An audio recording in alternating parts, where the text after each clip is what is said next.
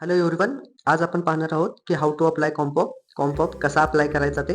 First of all तुम्ही UBI HRM software open करा. त्यामध्ये तुम्हाला लिव्ह सेक्शनमध्ये जायचं आहे.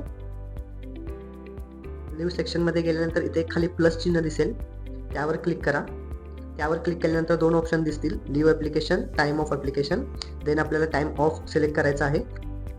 टाईम ऑफ सिलेक्ट केल्यानंतर परत तुम्हाला खाली एक प्लस चिन्ह दिसेल, सो त्याच्यावर क्लिक करायचं आहे.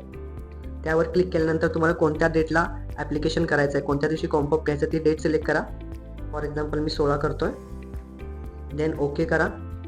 त्यानंतर देन सिलेक्ट करा तुमचं टाईम काय असेल ते. फॉर एक्झाम्पल माझी ड्युटी टाईम आहे सकाळी 10 ते संध्याकाळी 7. तुम्ही 10 वाजून 5 मिनिटाचा टाईम सिलेक्ट करायचा आहे.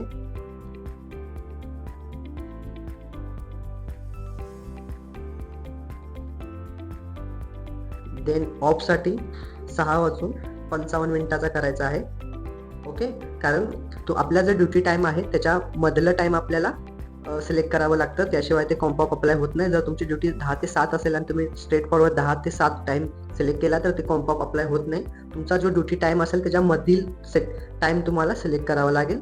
देन यानंतर तुम्हाला रिझन येईल, कुठल्या दिवशी तुम्ही काम केलंय त्याचं डेट इथे मेन्शन करायचं आहे. जर कुणी तुम्हाला स्पेशल इन्स्ट्रक्शन दिले असतील तर त्यांचं नाव मेन्शन करायचं आहे, instructed by so and so person, आणि तिथं अप्लाय या बटनवरती क्लिक करायचं आहे.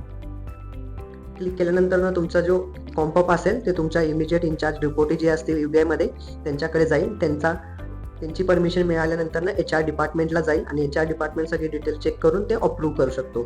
ओके, देन यामध्ये एक असं करायचं की जेव्हा तुम्ही कॉम्पॉप अप्लाय कराल आणि अप्रुव्हल मिळाल्यानंतर ज्या दिवशी तुम्हाला कॉम्पॉप घ्यायचा आहे त्या दिवशी सकाळी तुम्हाला सेल्फी अपलोड करावी लागेल, आणि एंड ऑफ दी टाइमला म्हणजे तुमची ड्युटी ज्या टायमिंगला संपते त्या टायमिंगला सुद्धा तुम्हाला सेल्फी अपलोड करावी लागेल. ॲज आपण जसं अटेंडन्स रेग्युलर लावतो तसाच, बट तुम्ही ते कुठूनही सेल्फी अपलोड करू शकता. त्या दिवशी तुम्हाला आपल्या हॉस्पिटलमध्ये येऊन लोगोच्यासाठी ते काही जे असतील ते रिस्ट्रिक्शन्स नसतील, बट तुम्हाला सेल्फी ही अपलोड करावीच लागेल. अदरवाईज तुमची जो अटेंडन्स आहे तो अब्सेंट मार्क दिसतो तिथे, त्यामुळे तुमची सेल्फी अपलोडच करा.